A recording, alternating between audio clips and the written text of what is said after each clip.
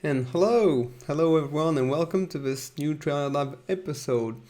My name is Philippe Ozil, I'm a developer evangelist at Salesforce, and today I'm going to be talking to you about the user interface API and how you can write less Apex by using it and Lightning Web Components. Before I jump into the presentation, I need to give you the traditional forward-looking statement. We are a publicly traded company, so please make your purchasing decisions based on what is commercially available in the product. That being said, here is our agenda for today. I'm going to start with a refresher of what is the user interface API and what are the different ways to access it. And I'll be spending more time in the presentation on how you can use the user interface API with Lightning Web Components. All right, so let's get started. I'm going to talk about what is the user interface API. So this is an API that is used to create and render the Salesforce UI, whether it is on mobile or desktop, and whether also you're creating custom applications on third-party frameworks. So for example, you could create a React application and you could use the Salesforce user interface API to help you render your custom application in the same way we use it for the Salesforce UI. What is interesting with this API is that it is the only API that aggregates data and metadata together. So this is pretty powerful because you have, as you may already know, a couple of APIs which are good for getting data and some others which are more focused on metadata, but they're generally not mixed together. So this means there are more API calls to get the whole picture for an object and records. So I'll give you some details about that, but the idea here is that it's meant to be really optimized to limit the number of requests that are being made to render a user interface. It also works with multiple form factors. I mentioned earlier that we have mobile and desktop, but you could also create your own form factors.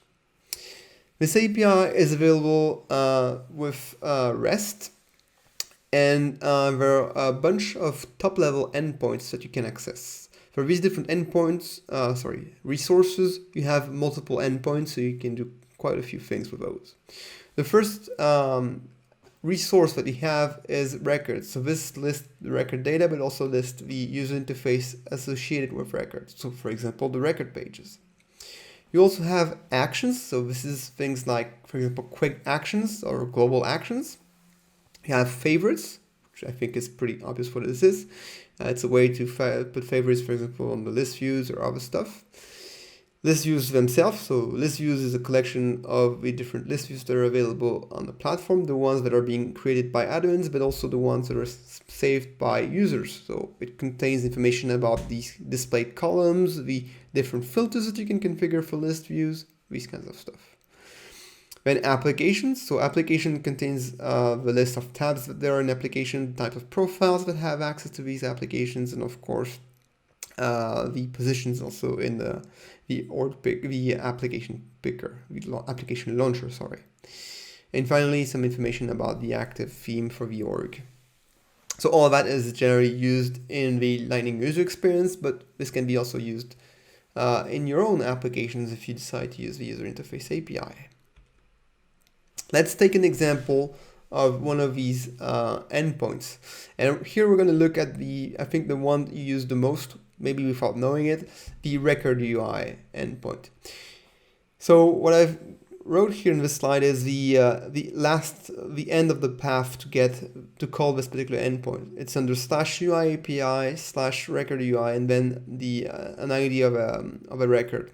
Now this particular record here is a contact, and I'm going to run this particular request. But the idea here is that by calling this particular endpoint with a get rest verb, we get a lot of information. So we get information about security, because this request will run through all the different security checks that are required so that you have only access to the information that you are allowed to see. It will check for field level security. It will hide the fields that you don't have access to. It will make sure the sharing is okay and the permission sets are okay. It will get the record data. I think that's the minimum we can do, of course, with all the fields that you have access to. But it will also get more information about the object metadata. So for example, if a particular field is of type pick list, you'll get the values, the possible values for the pick list. So not only you get the information about the record, but you get also information about the object itself. So that's pretty powerful. You also get information about that is localized.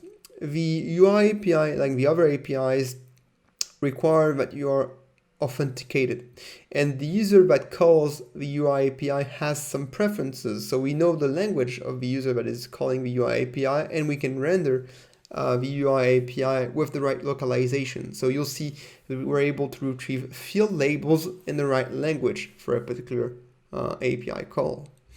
And also some information about the theme, for example, the density of the theme, whether the user has selected a compact density or maybe a comfortable density. Finally, we get also information about layout. So if there are more than one layout, you also get information about the layouts, the way the fields are positioned, the columns, the sections, things like that. All right, so this is the theory. Now let's see that in practice. So I'm gonna go to a demo here, first demo of the day, and I'm gonna use something called Postman. Postman is a REST client, HTTP client, sorry, that lets you run HTTP calls to test and discover APIs. In the configuration of Postman here that I have, I've imported the Salesforce APIs collection. This is an open source project that I created with a colleague of mine named Sébastien Colladon. And the idea behind this project is that we've grouped we created a whole lot of collection of different requests for various Salesforce APIs. Here you can see we have about 10 different APIs that we can access here. And the idea is that for those different APIs, we've prepared request templates that lets you use those different APIs. So let's actually use those. And we're gonna go in the UI API here, and we're going to call some of the UI API endpoints. Before I call the UI API endpoint, we need first to authenticate. So I'm going to go in auth, and I'm going to perform some authentication. The easiest way to authenticate here is by using the SOAP plugin. Now, with my SOAP plugin here, I have already pre-configured my different credentials. So I already have entered my username, my password, and everything. I will not show it to you, of course, for security reasons, but I've prepared my authentication and by setting specific variables in my environment. Now, I'm going to click send. This will send the request, and here it will get me an access token. You can see that the request worked by looking at the HTTP status here, which is 200 OK. It means that I'm authenticated. Now that I'm authenticated, I can call any of these templates or endpoints for these different APIs. Again, we're looking at the UI API. We're going to go in record, and we're going to take, for example, the first endpoint here, get record data and object made data. This is the same endpoint that I've been showing to you in the slides. So except this time we get the full URL. Here I've used, I have parameters here that are dynamically replaced with my org domain, but this is the full path with the version. And here, this is a contact ID, I think, contact on our account. Let's see actually. So all I need to do is do this, and also need to set up a header with the access token because the API is authenticated. So when I've run the SOAP plugin earlier, this has automatically retrieved for me an access token that I'm going to be passing in the headers of this particular GET call. Let's see, I'm going to send my request, and normally if everything goes right, I'm going to get a large JSON object. Here we go. So this one took a bit of time. I have a pretty poor connection, but anyway. What is inside this request is pretty amazing. So I'm going to collapse all the fields so that we can see what is in there. So you can see already the size of the response. This is a JSON object that is being returned. Here it's pre-formatted, so of course the raw output is much more condensed. But you can imagine the amount of data we have here. We have more than 10,000 lines when it's formatted in a pretty output. So what do we have here? What is all of this information? So I'm not going to go in order so that I keep things clear for you, I'm going to start with layouts. Layouts is pretty obvious. If I go in layout, we'll see that it was an account object. And here we have information about the full layout for my account object. In the view mode, or we can have also the different modes.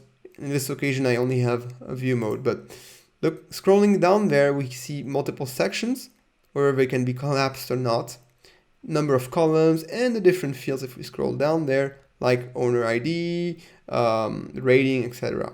So these are all the fields with the right label names localized for my user. Of course, this user is using English, so you won't notice. But if I was accessing this API from a user that is configured, for example, in French, you would see French labels in there in the layout.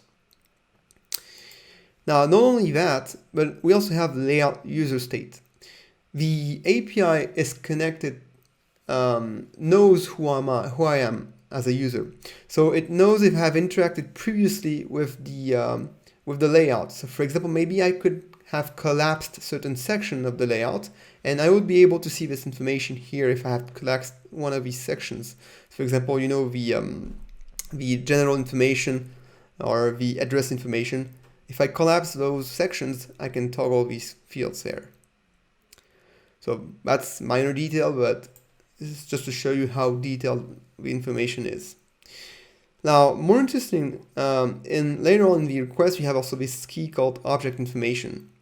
On top of the layout, you also get the full information about the account object. So you'll see the relationships with the other objects.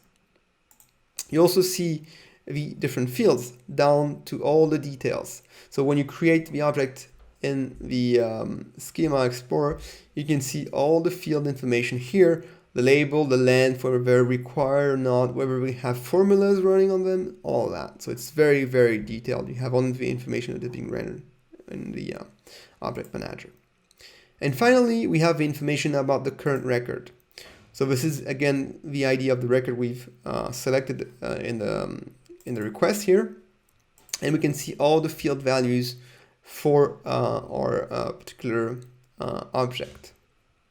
So I'm not going to scroll down through all of this because this is just the a sample record. Not everything is filled here, but you can see all the different fields here and their associated values. Now that's a lot of information for a single API call. And the reason why there is so much information grouped into a single call is that this lets us display a record page with a single API call. Everything we need to render the record page is in this response here. From the layout, to the object information, to even the record data. So that is very, very powerful. It does also a lot of things for us. So I mentioned before, it's running security checks, aggregating all of this data, the theme, localization, everything that you could do with other APIs, of course, but if you had to do all of that with other APIs, you would probably do tens of different requests, and that would be very slow to display. It would also take a lot of time to compile all the results and render the page the way it is supposed to render. So that is the essence of the user interface API. How are we using it in Lightning Experience? So this is really the foundation of the Lightning user experience, and I'm going to show you a bit how it is positioned in the architecture of Lightning user experience. So let's rewind a bit and let's start really from the most granular part, the things that you manipulate in your day-to-day work generally. On top of the Lightning experience, you have base components. So buttons, radio buttons, drop downs, input fields. That's really what is the finer grain components. But some of these components can be grouped in so-called experience components. So think about what is exposed to the Lightning app builder. So some of them, of course, can be customized by you, but some of them also are shipped by default with the product. So think about list views or related list, chatter feed. These are all experience components. And these experience components are always using the user interface API to render information. That is really important to understand.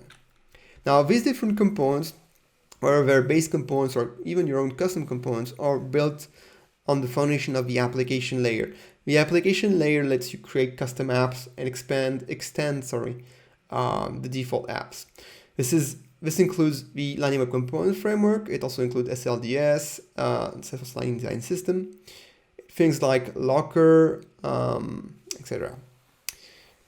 Now, this application layer uses certain services behind the scene. Among them, there is the Lightning Data Service, which is our intelligent caching mechanism. This is a way to share information across different components that are sitting on a page. So each component is almost independent, but it relies on the Lightning Data Service to share and cache information with the other components that are being rendered on the page. And the Lightning Data Service itself is connected to the UI API. So this way we can intelligently cache information and load exactly what we need to render a page. Finally, really at the bottom, we have the core platform, the shared services. So think about it like the scheduled jobs, the persistence layer, all that, which is not something you would directly access. You would access it through Apex, for example, or through the upper layers. So this is how the UI API works, and the UI API works by directly communicating with the core platform, but simplifying all the operations that we would need to perform manually otherwise in the application layer. So that's kind of a shortcut for us to get the right amount of information to render our user interface. Now that I've talked about the user interface API in general, we're going to now focus on how the user API works with Lightning Web Components. So let's go for the second part of this presentation with some more demos and some Lightning Web Components. There are essentially two ways to use the Lightning Web Components, the user interface API with Lightning Web Components, either using base components or using the UI API wire adapters and functions. Option 1 is really the same as you would have with Aura. There are a set of base components which are available out of the box to access the user interface API. These are generally very simple to use and they produce a user interface. They're visual components. You don't directly use the API because you don't have access to the data itself, but you get something that is rendered that is using the API. And I'm going to explain, of course, what these components are. We're going to see some examples. But this first level of example of this first option using base component is really a pure markup implementation. You only write XML, or actually HTML, I should say. There is no JavaScript and no Apex required in this particular approach. So this is simple, but it's also not the most flexible approach. But if you want to go further, there is something that is specific to Lightning Web Components. That's the UI API wire adapters and functions. This is the most flexible because you have a direct access to the UI API, but it means also that it doesn't render any output. It's your job to take the data from the API and render something out of it with some other base components or even your own custom components. So this is something that requires a lot of JavaScript generally, but it doesn't require any Apex. And this is how it's efficient. All the code is located in the component. You limit the volume of code you create. Let's see now option 1 more in detail. Let's talk about those base components before we look at option 2.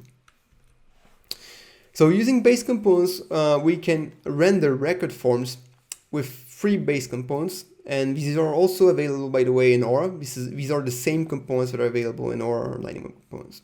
We have Lightning Record Form, Lightning Record View Form, and Lightning Record Edit Form.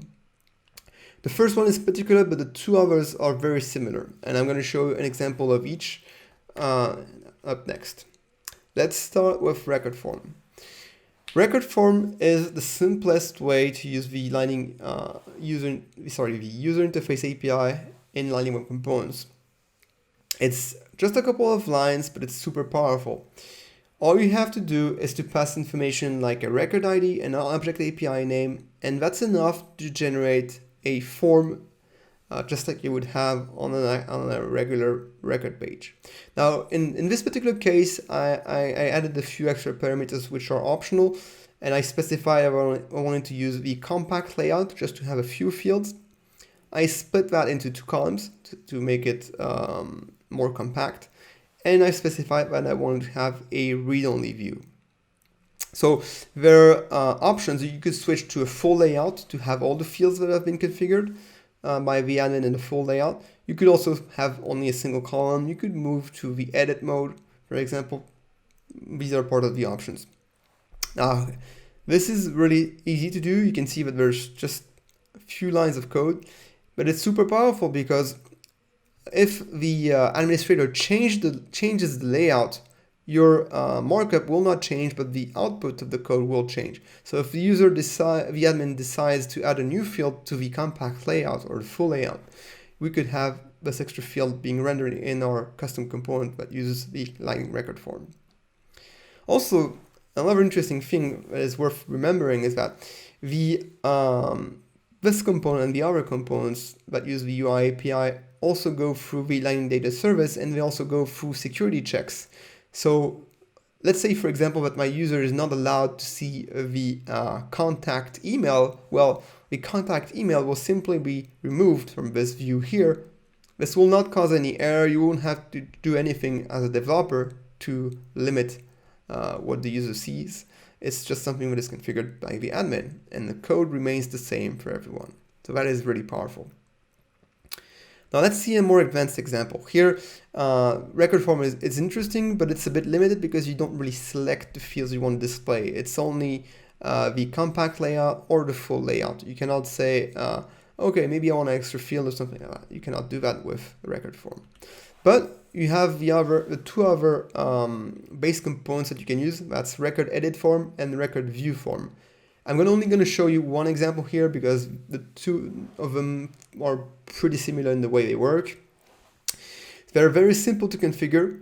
The minimum is record ID and the object API name. And then what is interesting is that they work with subcomponents, and these subcomponents basically structure the view.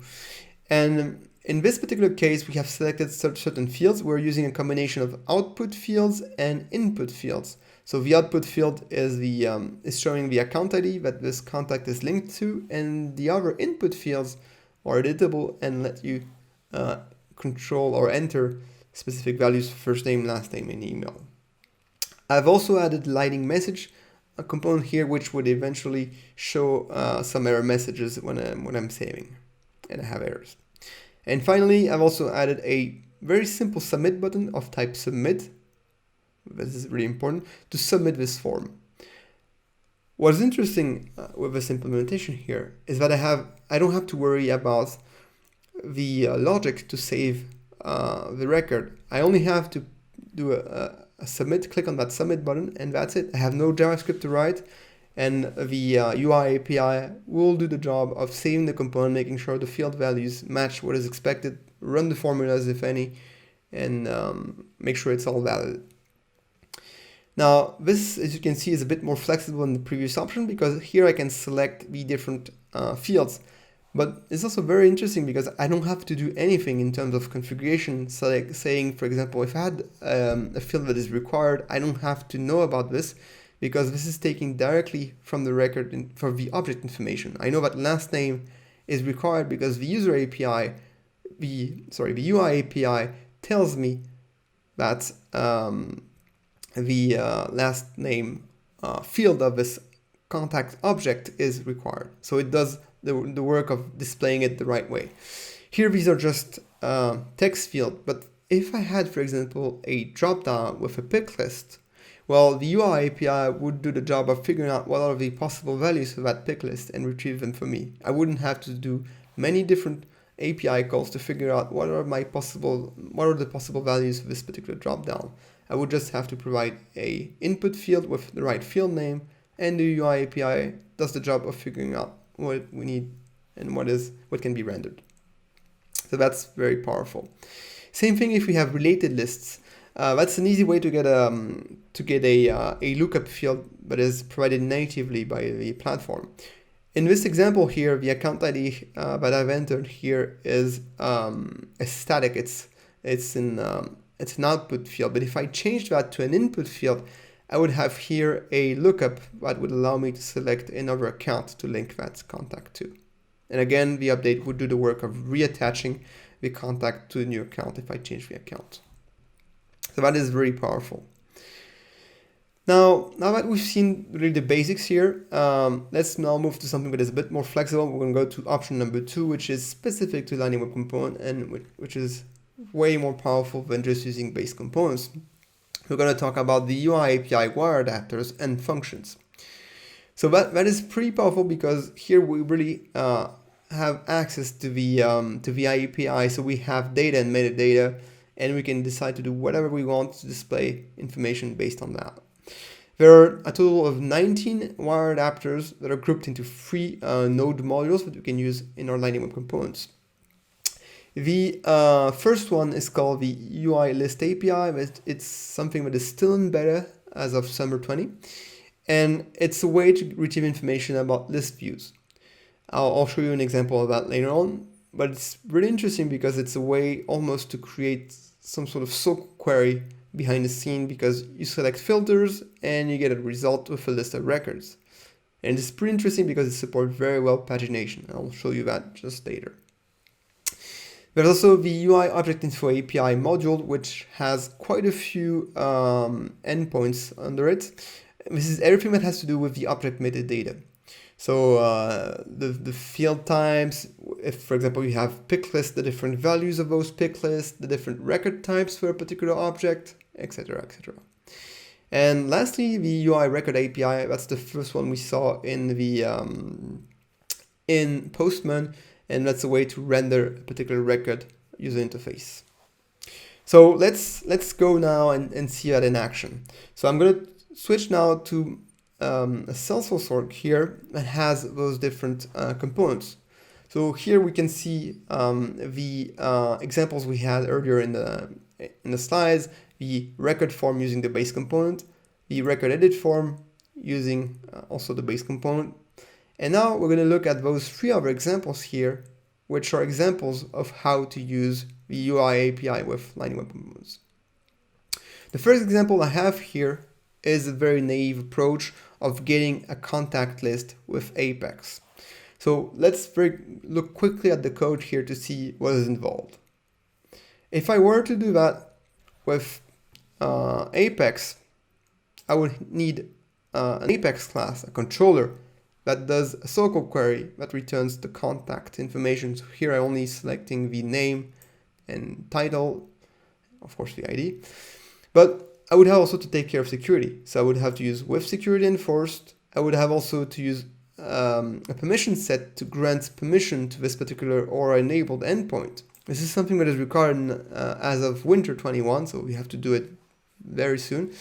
You now have to grant permission to particular endpoints to users. So either you give them at the user level, but you can also give them at the profile level, but you need to secure your endpoints. So again, security with the permission set, the Apex class with the SOAP query with the right permissions, the right fields, with security enforced, sorting eventually, and all that. Then the Lightning Web Component code. So here we're looking at the contact list with Apex, which is very simple. It's importing a wire adapter that is generated from my get contact Apex method, and we're just linking that to the contact. That's very simple, and the output, the template is not very interesting. It's just an iteration on the contact data and just list elements for that particular. Oh, I just realized that I forgot to include the UL tag that is above it. But anyway, HTML is magic. It still works anyway. So that's the first approach that you could do. You could write this with Apex. Now the problem is, if tomorrow the business requirements change and you have to add another field or maybe change the ordering of this list, well, you have to go back to code. Of course, this particular example is very simple. But if the business changes their mind, you have to change code. That's a really strong requirement. Now, if you're using the user interface API, you can forget about this Apex controller, and you can write this very differently. So I'm not going to, I can show you very quickly the contact list with UI API. There's really no difference here. It's the same rendering, but the code here is going to be very different. The code with the user interface API is going to be different in the sense that we no longer have an Apex controller. Instead, we're importing a wire adapter from the UI API. So this one is UI list API. It's getting information from list views. I'm putting a reference to my contact object, which is it's a list of contacts, and then we're calling our wire adapter here with a wire. I'm passing a few parameters like the object API name, which is a contact. I'm selecting a list view. Here I've created a custom list view called my favorite contacts, and I'm setting a page size. I could do more than that. I could also decide the ordering and do a couple of more things. And then I just take my data and I assign it to contacts. And then I do the same logic that I had before in the markup. I'm rendering the information. So it's a bit more code here. You can see there are a few more lines in the Apex version. But there is no Apex now. All the logic is here. And also, I do not have to worry about a permission set to grant access to my or enabled endpoint. This is all done by the UI API. And the UI API in this case is the one that does the checks for security. It's the one that knows whether I have the right or not to access this particular list. Let's go back to the org now, and let's see what we could do now that this information is used from the UI API. So again, imagine the business changes its mind, and we now don't want to see the full list. Maybe you want to see only the C-level employees in our contact list here. So what could I do to change that? Well, I would simply go and access the contacts, and I would go into my list view. So this is my favorite contacts. This is the list view I've created. And here what I could do is I could change that list. So I could go in the filters, for example, and I could decide to add a new filter. So here, for example, I could say, well, I could link to active accounts. I could use relationships to different objects. I'm going to do something very simple. In my case, I'm just going to say I want to filter the title starting with C, for example, just to get the C level. Save that, and it's going to rerun my list filters. So I have CEOs and CFOs in my list now. And if I go back now to my example on this contact list API, you can now see that my list has changed. Here I used a very simple example, of course, but you can imagine the power that this represents. I didn't change the code here, but the admin can change what is rendered in this view here.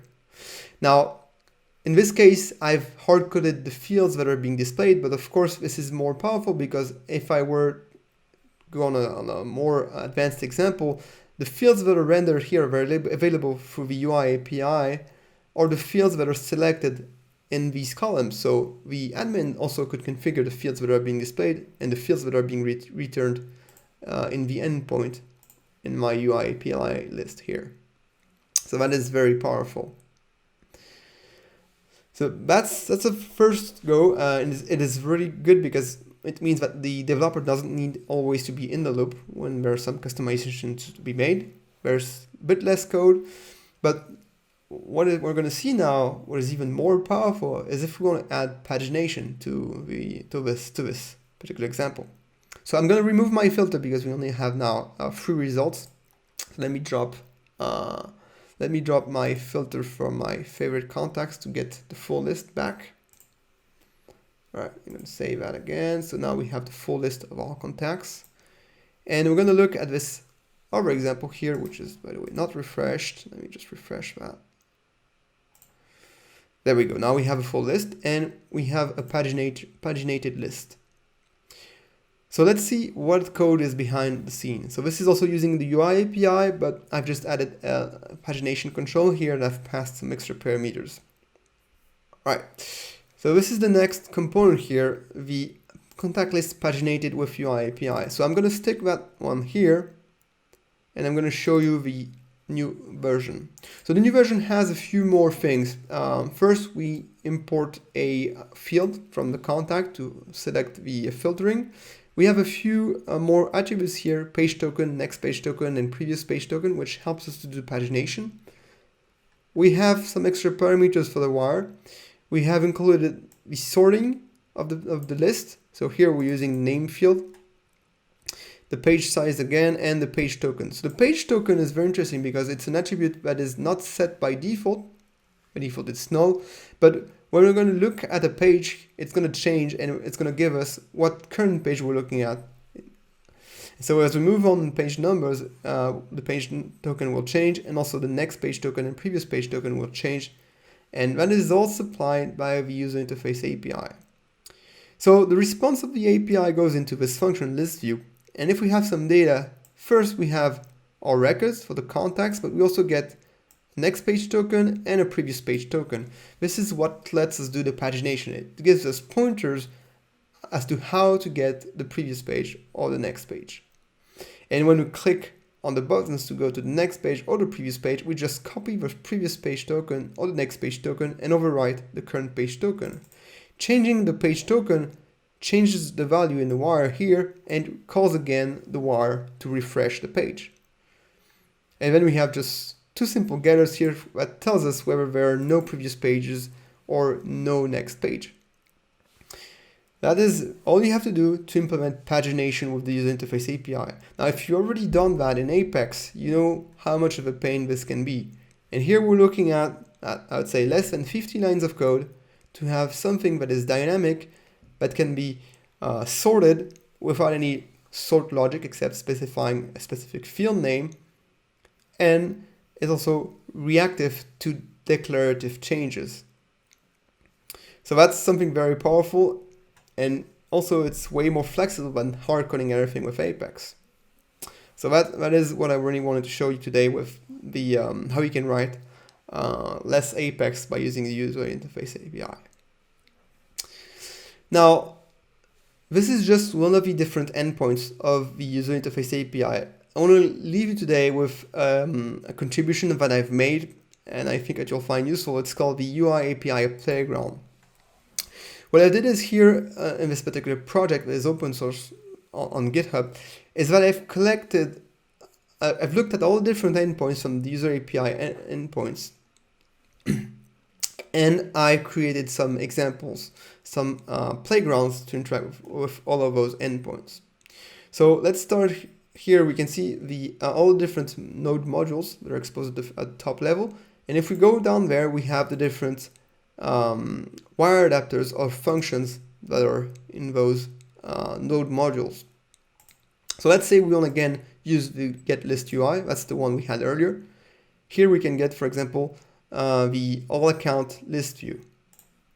Click send, and here you can see the output of the UI API called within a Lightning Web Component. All of that, the UI API Playground, is a Lightning Web Component.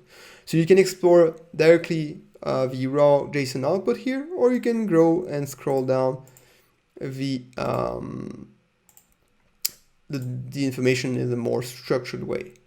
So that's a good way to explore the API, and it's also a good way to understand what values you can pass to these.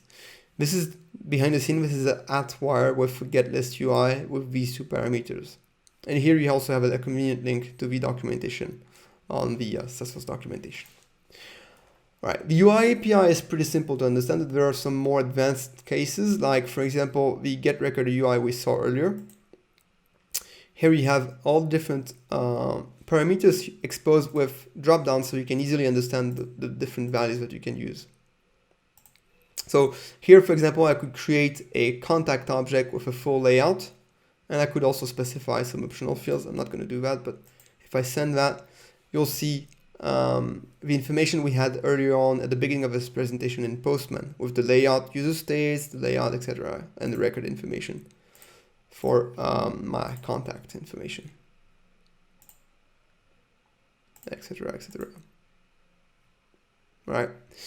So that's a convenient way to explore the user interface API, and there are really some examples which are more tricky than others. Like, for example, there are certain things that can be called in multiple ways. The get record endpoint is a good example. You can either specify manually the fields you want to retrieve, or specify a combination of mode and layout. And with this little playground, you can see easily what are the right configurations, and you can also see some some default values here that work out the box without you figuring out what you need to pass in those particular endpoints.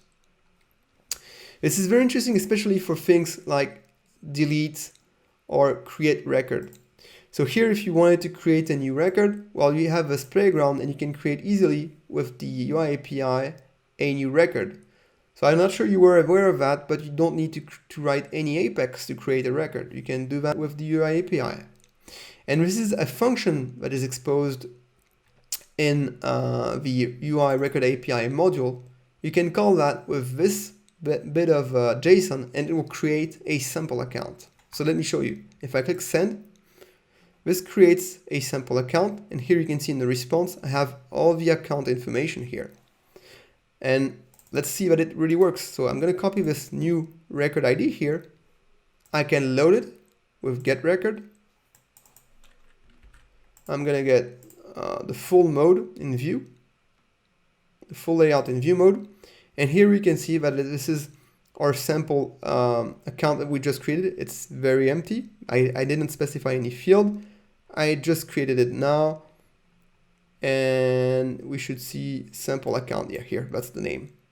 Sample account, that's the one we just created.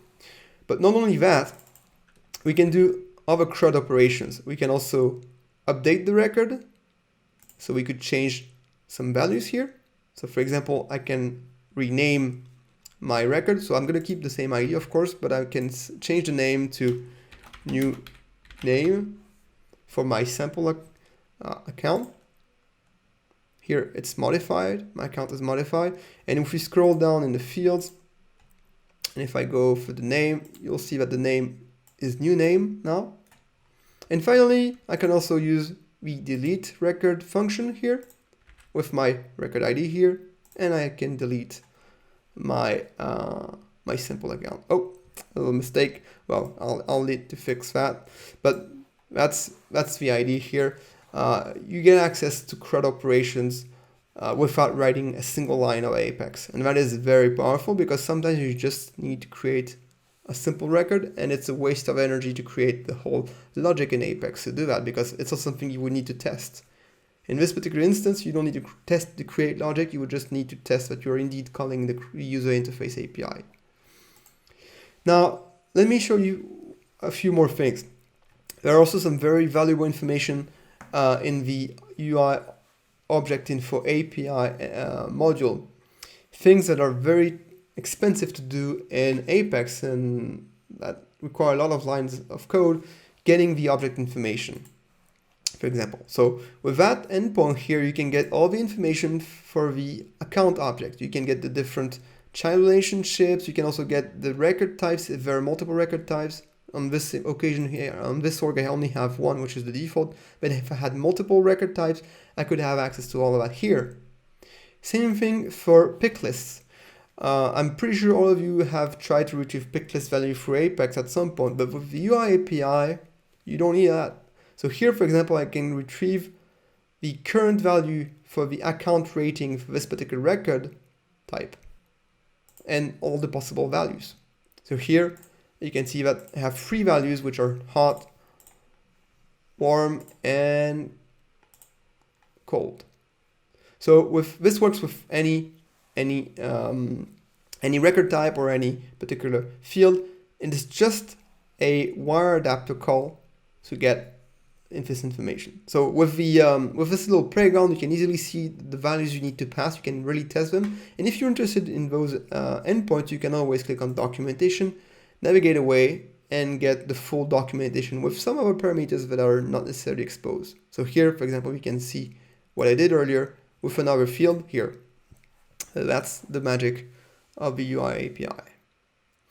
That's it. So now let me just finish with the slides. We've seen examples of all of these different endpoints. We've seen that we can use the UI API playground, which I'm going to share with you to try those out. It's time for me to conclude. I've shown you today various ways to use the user interface API. We saw that we can use base components. We also saw we have some even more advanced features with lining up components. We can use wire adapters and functions. These lets us do CRUD operation, create, read, update, delete operations. plus also getting some things that are trickier to get in Apex. We saw the different benefits of the UI API. In particular, it removes almost all the need for any custom Apex, except if you have really some really advanced business logic, but you generally don't need any custom controllers at some point. It's super efficient in terms of performance because it allows you to get a lot of information with only 1 or 2 requests, because it groups again the metadata and data inside responses. It also benefits from Lightning Data Service caching, which is really powerful. It has built-in security, so it will check for field level security, profile security, permission sets, sharing, etc. for you, so you don't have to worry about that. It also allows you to not have to assign permissions for Apex endpoints or Athora-enabled endpoints.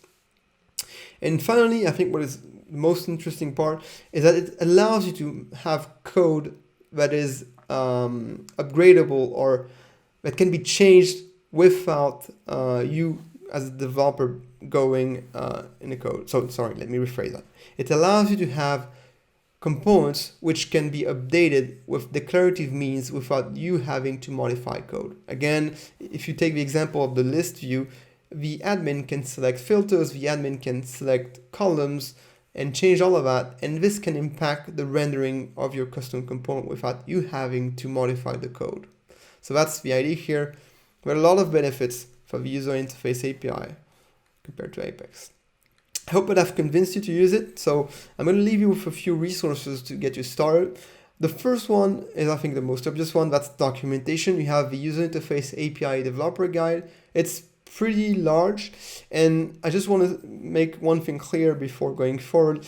This is the full API docs, and this is what is available through the REST endpoints. This is not necessarily what is available only in Lightning Web Components. Lightning Web Components only have access to a subset of the entire UI API. There are only a few things that are surfaced, but it's quite powerful already, as we've seen. You can also get your hands on the User Interface API and explore it with a Trailhead project called User Interface API. The name is pretty obvious, but it's a good project which lets you create a third-party application that is independent from the Salesforce platform, but does indeed retrieve information from the UI API to create a similar experience. And finally, I want to leave you with the UI API playground. It's on my GitHub. Grab it, deploy it to a Scratch org, or push it to maybe to your developer edition, to your sandbox, and you'll be able to access the different endpoints of UI API with Lightning Web Components and explore the different parameters and options, just like we saw earlier. With that, I'd like to thank you. I'm going to take a few questions up next. Thanks.